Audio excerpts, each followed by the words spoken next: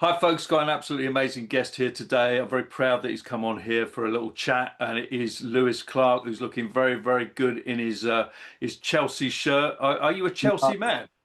I'm a proper Chelsea man from Battersea, so it's only right to support Chelsea. Yeah, Battersea. What was it like growing up in Battersea? Um, well, I think it's like every other estate. There's a lot of stuff going on. I made some really good friends growing up, and then I made some really bad friends and made some bad choices. Um, but you know what? My childhood growing up, I actually really enjoyed it. Mhm. I had a lot of friends. I come from a estate called Patmore Estate, just off the Wandsworth Road in Yeah. Battersea. And I'd say what felt to me, my upbringing felt half normal, but Yeah. it's not until later on in life I realized, Lou, that wasn't quite that normal after all, was it? Do you know what I mean? Yeah, because your dad was in the trade, wasn't he, as it were? As it were, yeah. So I grew up looking up to my dad. Mhm. My dad was in and out of prison majority of my life, but it felt like he was always in my life, if you know what I mean. Even though he Yeah. would be gone for like 5 or 8 years at a time, it always felt like he was with me at the same time. So I grew up looking up to him. He was an old school arm robber, absolutely loved his job. And I wanted to be just like dad. I used to look at him thinking he's Superman. So I kind of started following in his footsteps, Mhm. if you know what I mean. So I started off with just selling drugs like cannabis, Mhm. £20 bits here, £10 draws. And then it started getting bigger and bigger. And I started getting bored of the selling the cannabis, and I wanted to get into doing robberies. I used to love watching like Crime Watch. Yes. There's a film called. Do you remember the film Face Off? Yes. Yeah. And, Was it Robert Carlyle? and they go through the side of the building into the money depot. Yeah. Yeah. I Yeah. wasn't quite on that sort of level, but I Mhm. grew up watching them sort of films, and I wanted to be just like them. Yeah. Well, was it like the excitement, or was it the fact that your dad had been doing it that you just thought, actually, this is where I've got to go? Do you know what I think? Even though I used to look up to that, I think I was always going in that direction. With the friend group I had, a lot of them was into doing armed robberies and a lot of them was into selling drugs. Yes. Um, and I went down the armed robbery route where I like the excitement, I like the planning of things, making things are in place. And at the end of the day, you get to count some money. If it goes well, that is, if it goes to plan. If not, you're fucked. Yeah. Which I But was the one. is it scare? I mean, was there ever a point where, like, say, on your first robbery, were you scared at any point? Did you think, actually, do you know, I really shouldn't be doing this, or did you love it? I absolutely loved it. And I don't mean to glorify it, but No. I looked at it as it's a job. And when I Mhm. used to think about like safes and or cash machines, I'd be like, that's my money in there. I need to get it. You know? So Yeah. when I used to see the cash guards walking with the cassettes, I mean, I'm just gonna take it and get back in the car and go. I Yeah. used to look forward to it. But you don't realize you actually scare people, and that's the part where I've actually grown up now and I look back and Yeah. thinking, you know, I've really scared this person or I've traumatized him and I don't know how some of them must feel having me stick guns to them and stuff. Um, I didn't think about that sort of side of it when I was a lot younger. So now I'm an adult. I look back thinking, oh, Lou, you dickhead, man. Like, you scared the shit out of that fella, you know? Do you have sort of major regrets about that stuff? Do you sort of sit at night and think, oh, I could have gone down another route, really? Yeah, I really could have. School didn't really go to plan for me. I wasn't very well educated. Mhm. I was dyslexic. I couldn't really read and write. And even the stuff like sometimes I could read, but I still wouldn't understand what's going on. So I feel Mhm. I was always going to go down that route. I couldn't, I never saw myself doing anything else apart from doing armed robberies and selling drugs. I didn't see myself having a career in anything. Maybe a bit of football when I was about 10 years old, but I was only half okay at football, so I was never going to be in the Premiership. Right, right. Did your dad ever talk to you about, come on, son, come with me on a job, or did he give you advice, or did he kind of try and steer you away from it all? My dad tried everything in his power to steer me away from crime. He was doing everything. He was getting me part time work with his friends on the scaffolding yards, painting and decorating. My dad even owned a gay bar in Camberwell many years ago, and he had me there doing like the painting and stuff. Not when the gays were there or anything, Yeah. but just on the odd days when things needed like doing, he'll have me there, and it just wasn't working. I didn't want to do it. Um, Yeah. Part of me was just a lazy bastard. I was too much involved with wanting to do in crime. Yeah. So tell us about life on the estate. How do you suddenly decide, oh, I'm going to go out and sell drugs? Do you have to sort of get in with a gang on the estate, or can you do it independently? How does it work? I've got on my estate in Battersea, the whole of my family lived on one estate. So we was Mhm. like very well respected, and a lot of people Yeah. looked up to me. A lot of everyone on the estate loved my dad. They all looked up to him. Mhm. He probably put a lot of people on, to be fair. But he was very, my dad was very respectful, very funny man, very funny Yeah.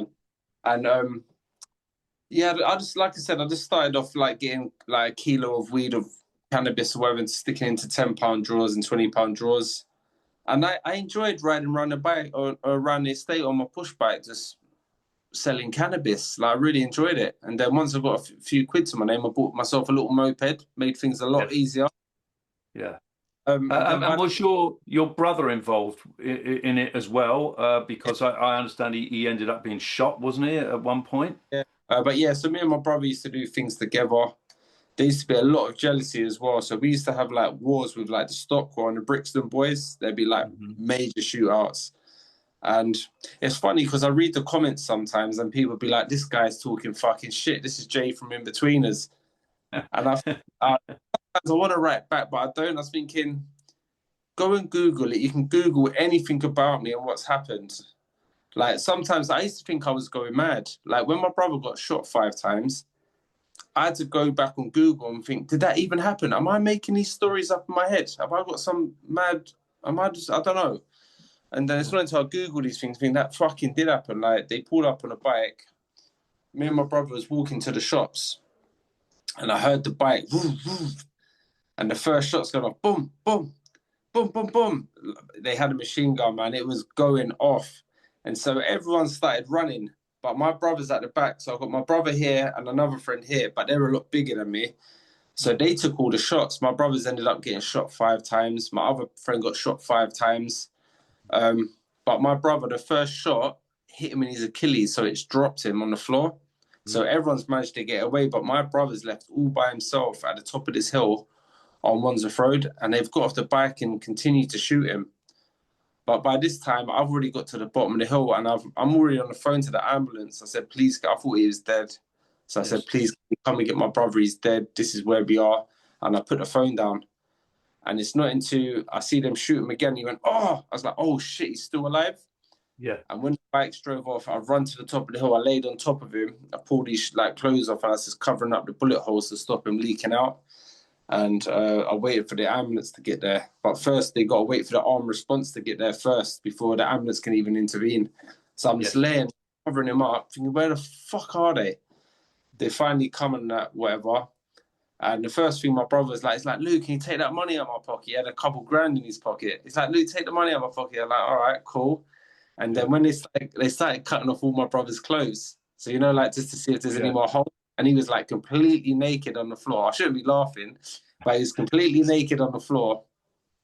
And in my brother's groin, his groin area, he's got like a growth Right. and it looks like a Rice Krispie. And my brother's like, yeah, he's got his bits out now. And then my brother's like, Lou, they're going to see my Rice Krispie. I'm like, fucking hell, tell you've been shot 5 times. So that's when I knew he was going to be all right. And they Yeah. took him to hospital. And then my other friend who got shot, he managed to get on a push bike and roll all the way down this hill somehow. He's got away and then collapsed at the bottom on our estate. And he's gone to a separate hospital to where my brother was. And Right. he lost his little finger. He got a couple in the leg and a couple in his lower back. My Mhm. brother's still got the one next to his spine, which they couldn't remove because it's a bit dangerous. So they've left that one there. But Um, how do you feel after that? Is it like you've got to get revenge, or do you feel, you've got to lie low? Are you worried about your safety all the time? But what happens after something like that? I mean, well, you may not be able to go into too much detail. I understand, but yeah, yeah. At the time, the first week after it happened, like I know you got to use your head and that. I wanted to do something. I really Yeah, did. But you know, as time goes on, things start getting less and less like weight on your shoulders to carry. And it's not until like I say like years later have gone by, I was thinking I'm so happy I actually didn't go out in my car and go and shoot someone myself and get rid of someone. I could have easily done that. And yeah. I chose not to. And like even the people that done it, I don't wish them dead. I don't even wish them to be in prison for it. I just don't ever do that again. You know, Mhm. it's Did not you nice. know who they were? Did you know who they were? Uh, nah, I don't know who done it. Don't know. Yeah. Okay. Okay. Could be anyone. Could be anyone. But Yeah. yeah, no, I don't wish nothing bad on them. Like I said, I wouldn't want them dead. I wouldn't want them in prison. Just learn from it. Don't ever do it again because you could have just ruined someone's life. And same Mm. goes to us. Like, we could have ruined someone else's life. So I've got like 10 friends all dead from gunshots or being stabbed. And I've got another 10 friends all in prison doing 30 and 34-year life sentences that I'm not going to see them again. Even though I visit them still, they're Mhm. not going to get to see this life, what we have outside. And this is why I do appreciate what I do have out here. Well, I thought I did because I started doing armed robberies with my dad, didn't I? I got caught in an armed Yes. robbery with my dad. Yeah. So, Yeah, so the armed robberies with your dad. Does your dad just say to you one day, "Come on, somewhere where we're heading out to do something," or is it planned? How does it work? that wasn't really like that. I know, like my dad would probably get a lot of stick from people saying, "How can you take your son on an armed robbery?" But it wasn't really like that. I was working with another group of fellas, and my dad knows the game. He's been there, done that. He knows people would fucking grass you up the first chance they get, Mhm. and he knew he couldn't stop me from doing what I was doing. I was always going to commit armed robberies, so like the safest thing was maybe do it with him, and there's going to be no one grassing on each other. We know exactly what we're doing. There's going to be no money going missing because you can do jobs with fucking these little scumbags and say like you get a 50 grand job or something, they'd be like 5 grand missing. I'd be like, who the fuck's got that 5 grand then? You know, Yeah. little bastard. But Yeah, you ended up in a cell with your dad, didn't you? I mean yeah. that So that must be a weird kind of scenario to be in a cell with your dad. yeah, so we got caught on one job. We got caught, um, and we ended up in a cell together. I received 16 years in prison, and then I got an extra year on top for some money. So I ended up with 17 years, and he got a 9-year life sentence in which he served 11 years out of it. But we got put in the same cell for like the first, I think, 3 years. We was both in high down together. And you know what? My dad fucking loved it. He Yeah. loved it. He was back home. He knew what he was doing every day. Me, I just wanted to be back outside. I think, oh, I don't want to be in prison. This is fucking shit. Whereas my dad, I'd never ever heard him moan once about being in prison. Right. Is he Like, still in prison? Is he still in prison now? Yeah. my dad's home now. He served 11 years out of the 9 years he was meant to do.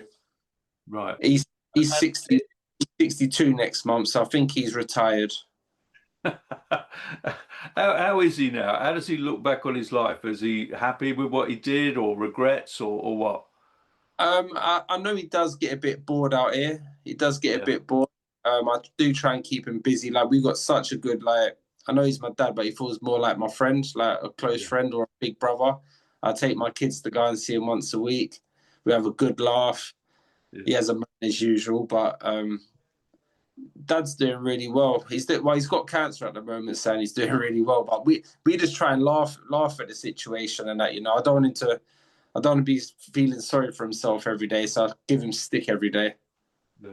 Tell us That about that big robbery then, the one with your dad, and what was it all about? Yeah, so I wouldn't say it's a big robbery. We took £45,000. They was Mhm. delivering money to a co-op to a cash machine. You know when they're taking cassettes into Yeah. the cash machine to load them up. So we had it all planned out. It was absolutely lovely. It was going to be perfect. Well, so I thought so. 2 weeks before the robbery, I watched the delivery take place, and the man delivering the cash was about 5 foot. I thought, oh, this is going to be absolutely perfect. I'm going to take him and the money and just run off. So I thought, yeah, this could be all right. And then when we got things in place on the actual day of the robbery, the geezer who got out of the van was a 20 stone ex British powerlifter who served 15 years in Iraq. So he was a fucking bit of an hard bastard, wasn't he? But I wasn't Yeah. to know that. Yeah. But when he got out, I was like, oh my God, that was not the same man from 2 weeks ago. So I've got out anyway. I've got a gun on me anyway. So I'm thinking he's just going to hand over the box. But this guy was not scared at all. Like I said, he served 15 years in Iraq Mm. or Afghanistan. One of them, he's a Yeah. British power. He swung for me. If that caught me, that would have put me on my ass. But as he's done that, I've rolled him. I've gun bucked him about 6 times. But you know, when you get tunnel vision, you don't actually see anything else around you apart from the money and the person in front. And I've managed to knock him out, and he's fallen on top of the money. I've had to do a deadlift to get him off the money, Yeah. and then I got back in the car, and then I looked at my dad, and my dad started laughing. He's like, "Fucking hell, he nearly done you." I was like, "Fuck off, drive the car, you bastard!" He's laughing his head off. Yeah. Was that the same one you were doing where you were running behind Caesars in Streatham? You were having you were being chased or something? The one in Caesars in Streatham, that was my first ever one I got caught for. I was 17 or 18 years old, and I'd never done one before. I was just excited to do it, and this was, I think this was like July 2005. Do you remember when the London tube bombings and all that was going off? Yeah, All the yeah, yeah, tube stations are on high alert, but I thought that was more in central London. I didn't realize it was going to be further out in Streatham and stuff. So when I see the geezer walking into the Streatham train station with the cassette, I thought, oh, sweet, just take it. yeah. Gave him a little body shot, took the cassette, and then when I've looked up, there was like 20 old armed old Bill already there with guns out already. I was like, oh my God. I've looked at my Cody, I said, run. Started running. We actually got away from all of them. We got away from all of them, I promise you. Yeah. When we got back to the car, the getaway car, my driver wasn't in the car. So I was like, where the fuck is he? He's over the other side of the road having a piss. But I didn't see him until it was too late. I said to my Cody, we've got to keep running. Kept running, and we was getting tired. And I got to the end of the road, and I see the driver's like, come now, come now. But when I'm doing that, the old Bill are standing right behind him, and they're thinking I'm doing the money sign to them like I'm taking the piss. Yeah. Like I'm doing that. And I was telling my Yeah, yeah. driver, they didn't see the driver. So the driver actually got away. Right. So when I stand in the middle of the road, a riot van come behind us, and I was already knackered. I said to my Cody, my mate Ian at the time, he's still my mate actually, I love him to bits. I said, E, just go guilty, mate, we're fucked. And we both went Felton together, and we got 3 years because it looked so unplanned, so unprofessional. They probably felt sorry for us at the end of it.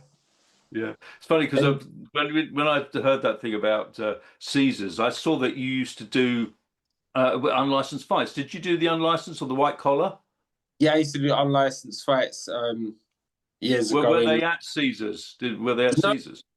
they wasn't at Caesars, but I used to go Caesars every Saturday with my mates. That was like the first ever nightclub I used to go with my friends. Because I used to film the unlicensed boxing fights there for Joe Pyle years and years ago. So who did you fight for? And did you have many fights? No, I only had 3 fights. Mm. There was with a guy called John Elliott, Right. and I wasn't really much of a boxer, to be fair. I was always into my gym, doing circuit Yeah. training. So I was always fit. I wasn't a boxer, Mm. and I found out the hard way, to be fair. Like I used to get in there and people be pinging me around because I Right. can't box. I can have a fight, but I can't box. But Yeah. I boxed everyone out though. That's the thing. Because I was throwing like haymakers. They didn't know what to expect. And yeah, I had 3 fights and knocked all 3 of them out. Oh, great. Well done. So tell Yeah. us a bit about your prison life. I mean, is it divided up into sort of different gangs, or how is it? Is it different in different prisons? Yeah. So every single prison I went to, I always knew at least 10 or 15 people, Mhm. which made it a little bit easier for me. Like I said, I never used to get on with the Brixton boys. And on one occasion, well, I think I was like 4 or 5 years into my sentence, and I ended up in Onley in rugby. And I was like 16, 17 stone at the time, and they stuck me on this wing. And when I've got there, I've looked up, and about 5 or 6 of the Brixton boys were there. I'm like, oh my God, here we go. And they're all looking down at me. I'm the new guy on the wing. I was like, oh, for fuck's sake. And I said to the screw, what cell am I in? And they pointed to the cell where they was all standing outside. Mhm. I'm like, fuck. I've gone up there and I put my bags in. I thought I need to just say it from now. I've come out my cell and I said, do you want to fight me? Do you want to fight me? I'll snap your fucking jaw. And they all started looking at the floor. And it's like, oh, fuck, this guy is really on something here. Yeah. And lucky enough, I had a couple other friends from Croydon. They come and like, Lou, what are you doing here? So they kind of diffused the whole Yeah. situation. And like I said, we've had shootouts with these people. People have lost their lives, put in prison for the rest of their lives. And as months and weeks and months have gone by, like I started getting like a little nod of the head. And then I was in charge of the gym list. So they used to come to me, oh, can you put my name on the gym list? And before you know it, I started talking with these guys and I was really getting on with them. And we had a conversation with, I'm not going to say one of their names, No. but we had a conversation with myself. We had to sit down with a couple of them. And I was like, why do we fight each other? And it's like, I don't know. Because he done that to him and he's done that to him. And it's all retaliation. And it goes all the way back to 2001 to when someone actually got robbed. Right. So we've gone to retaliate because of that. And from 2001, it's been ongoing until now. Not So so much. you've lost so many friends then who have actually died. What in those kind of shootings and things like that? Yeah. How has that affected you, or was that a normal way of life for you? It felt normal at the time. Like, it's like, I didn't know how to like cry. I didn't know how to feel. Hmm. It's only until I got older I started thinking, "Oh, that's pretty fucked up," and it does play a part now where I have got a bit of PTSD. I don't like motorbikes. Yeah. I do. I am over observant, like looking over when I'm on the streets Yes. walking. So it has kind of fucked me up a little bit, because some days I can't leave the house. And there was an occasion when I was walking to my house, there was a transit van with the side loading door open, and any normal person would just walk straight past and not think nothing of it. I'm thinking they're going to get me in the back of that van. They think they're Yeah. smart. So Yeah. I'd cross the road and walk along that way. Yes. I I only think that way is because that's something I would have done. So I know what to look out for. But it's Yeah. fucked up my life now because it's gave me PTSD from it. When you're sort of walking around, are you sort of still living your past life? Do you see any of your old mates from those kind of days? Are you still living in the same area? No, so I'm in Battersea right now. I'm at a place called Carney's Community where they do absolutely great things in there for the Yes. youth. But Brilliant. my mum still lives in Battersea, so I visit there once a week. And plus, Mhm. my oldest daughter lives there, so I see them both on the same day. Yeah. Yeah, I see my friends cut through the estate, and it makes you laugh because some of them are still sitting outside the shops, and Right. I'm thinking, we're 40 years old. What are you doing? Yeah. Like, if you're Have gonna it, do so that, you've kind of moved on now. What are you doing in your life now? I'm doing a lot of extra TV work. How So are you? I've just finished on, well, I finished on Mobland a good few months ago. Oh, Um, brilliant. yeah, so I'm only like in the background. It's not like nothing major, but it's a start. Yes. For someone like me, like I'm actually proud because I never usually put myself in them awkward situations, in them positions, and I'm putting myself out there. I get a lot of knockbacks because of my Yes. criminal record. Because I did actually get a contract with Tango, the drink Tango. Yes. Yes. They gave me a contract to do 5 adverts for them, and mate, it was all going well. I'd done the first advert, they loved it, and then it was meant to be released last year June, and a week Hmm. before this, they emailed me saying they can no longer go ahead with it as my previous has now come into light. So they pay me for the first advert, but they didn't show it and cancelled the rest. So I'm getting a lot of knockbacks because of that. Could you get into more like independent films and things like that where they're not so bothered about all that? This is what we need. If you can help out with this, I'll be very happy. If you can get me a 5 minute conversation with Guy Ritchie, I know he Yes. does more. I didn't actually get to see him on set. I just need like a 5 minute conversation because that's someone that I would love to work with and maybe even share my story and work out something around that. Because you don't really get a lot of stories where father and son armed robbers, but and there's so many funny stories in between, but at the same Yeah. time, people don't see the other bits to me where my mum's ended up in a mental hospital twice. Even last Yeah. year, she was in one. She's a paranoid schizophrenic, and as a kid, that had a huge effect on me. Like my Hmm. mum, she used to have me looking under cars, looking behind trees, Hmm. and it used to be quite scary as a kid, like thinking someone is actually looking into our house. But it was my mum's schizophrenia. It's had a little effect on me. People don't get to understand why I am the way I am certain times because I don't talk about my mum and what they put me through. Yeah. Yes. Have You you know. but you've had therapy, or do you still do any therapy? Yes, I had CBT where you Yeah. just have little conversations, but I find it all repetitive. Yes. I feel like I'm just Yeah. going around in circles, and I've had a few counselling sessions, and I was getting really frustrated with them because listen, it was a nice lady, but she kept saying, "So how does that make you feel?" And I'm thinking, how the fuck do you think it makes me feel? Like every second she would say the same thing back to me, and I was getting a raving ump. Like, but I didn't show I was getting the ump. I was getting so angry. I was like, oh, I've done 8 sessions with her. Yeah. But the place where I'm today in Battersea, there's a man in there called George Turner. He does a lot for the community in Battersea, and I've come down here today to actually have a conversation, just unload. And this is Yeah. like my little place, so I'm gonna do a little workout here after as well. Oh, that's great. So you can kind of offload it. I mean, does this mean that you suffer from depression, or are you a happy kind of guy when you're out and about now, or how are you? So I have my days, but I think it's with everyone though. We have our ups and downs, and like I think 2 weeks ago I was really down and depressed. You know, like I didn't want to do nothing. I wanted to give up trying to like do this acting stuff. Yeah. I didn't want to do anything. And then I was just concentrating on my 2 girls. I've got a little 2 year old and a 15-year old. So I was just putting all my time and effort into them. But I'm spending too much time at home. I need to kind of get myself out and about and doing things.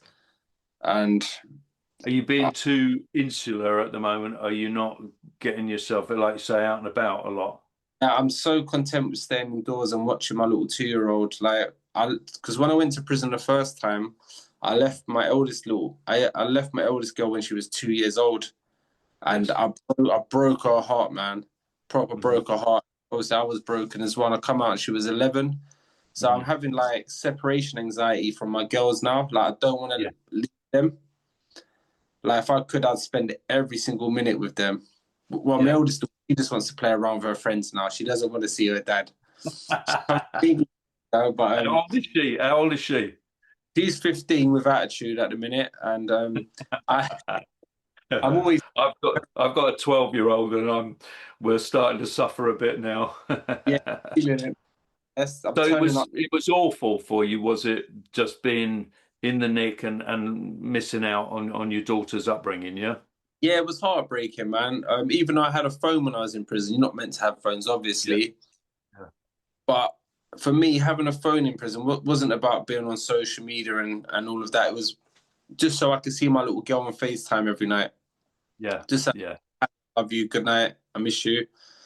Um, because see the first visit I had with her, yeah, it Mhm. told me it hurt me so much. But at the same time, it hurt me, but it made me as well. Yes. Because when she was leaving that visiting hall, she doesn't realize that I can't get out of my seat and come home with you. Yes. And my girl was like, "You come home now, Daddy. You come home," and Mm. instantly got a lump in my throat. Oh God, yeah. So the same words what broke me, they made me at the same time. Like I'm Mm. grateful she said that to me. Like, "You come home now, Daddy." Mm. They're my go-to words whenever I'm feeling shit or Mhm. if I'm pissed off with someone. They stop me from doing anything stupid because Yeah. I can't let them down again. So do you still get offers to do things that you turn down, or Yeah, they stopped. People have stopped shouting at me now. They know I'm out. yeah. When I first come home and it's like, Lou, that bit of work's still there. I'm like, I don't want it, mate. And I No. don't have relationships with them sort of people anymore. Like, even though if I'm walking through the estate and I see my old friends, I will still say hello, have a quick conversation, and go again. Yeah. But that's what you're getting out of me now. Like, I still love all of you lot, but I'm gonna love you from a distance. If you lot are still cracking on with this stuff, I don't want to know. Yeah. What do they feel about you now, your old mates? They love what I'm doing, like because they see me on like the prison program on Channel 4 banged up. Yes, They're like, yeah. they're so proud of what you do. They all love me still. Like they always tell me, Lou, we're really proud of you, what you're doing and stuff. Keep it up.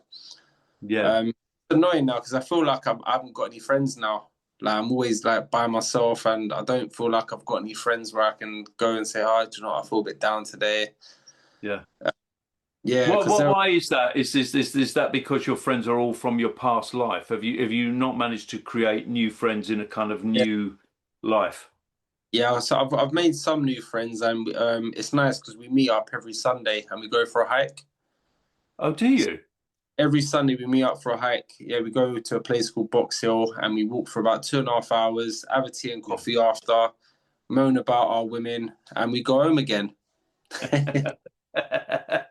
And what are they? What walks of life are they from? Do you know, it's so nice because some of them are scaffolders, some of Yeah. them are builders, Yeah. some of them are ex-addicts who come to unwind and get away from down there. Yeah. So everyone's got some sort of mental health problem going on, and we Right. all meet, we all unload at the same time. So as we're walking, we're having a good laugh, giving each other a rag, and at the same time, we're offloading. You know, whatever we're carrying personally, we're offloading, and after the walk, we all feel better. We all Yeah. feel better. Do you do? I mean, I don't know too much about you, but do you do like your own podcast or something like that? Because it seems to me that you're very good at being able to speak, communicate, and all of that, and you'd probably be fantastically popular online if you did your own thing. Yes, I was doing something when I first come out. I've just not really had the money or the funds, and I'm not that person to ask someone, "Oh, can you borrow me like a couple grand so I could set up a little podcast studio?"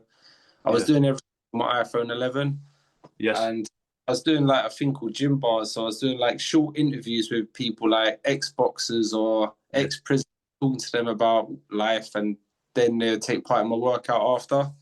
Yes. Uh, I just didn't have the equipment or funding, or But you like I could said, do it now, like all on your phone. I mean, I look at there's a mate of mine, you probably know him or not, Ben Hatchett, who's done a yeah, load of stuff, and I know Ben really well, and I mean, he's done a whole social media thing, but he's just doing it all on his phone, and he'll film himself going to going to the shops, you know what I mean?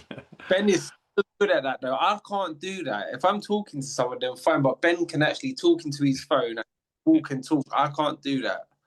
Do you know what I mean? I Yeah. done it today because I was hoping to get involved with Misfits boxing, Yes. and I called out an ex-prison officer, and he's a massive lump, 17 stone, big steroid head he is. But I think I'll bash him up. But I thought it'd be good. Ex-officer, ex-prisoner.